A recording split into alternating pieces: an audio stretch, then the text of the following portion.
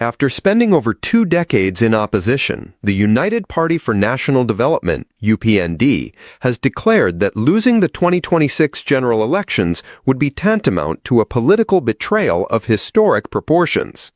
According to Gilbert Liswaniso, the party's national youth chairperson, such a defeat would not merely represent a setback, but a symbolic criminal offense against the sacrifices made by the party's supporters and the long struggle to attain power.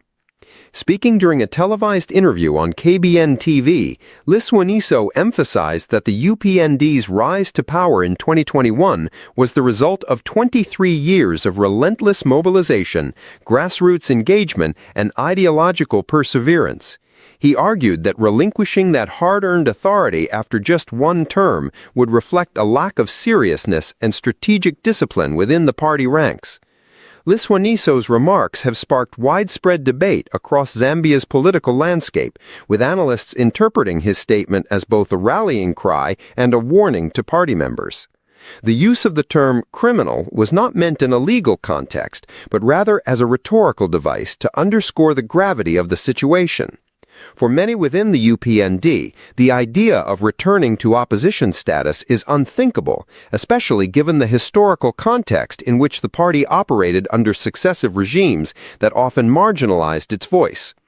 The 2021 victory was not just a change of government, it was a generational shift, a reconfiguration of Zambia's political DNA, and a moment of vindication for those who had long believed in the party's vision for national transformation.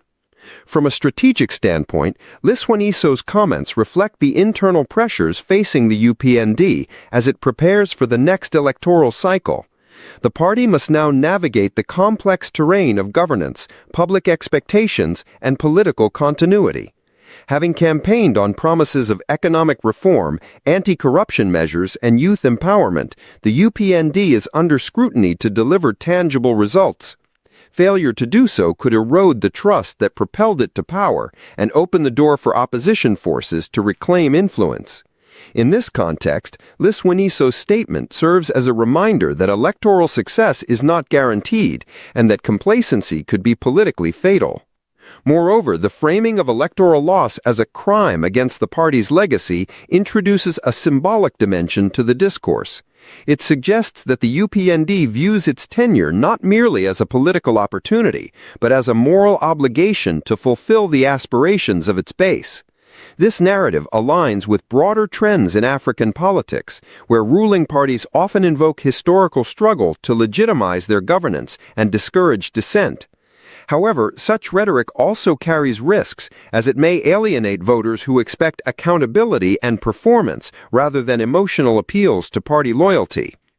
The UPND's challenge, therefore, lies in balancing its revolutionary identity with the demands of pragmatic governance.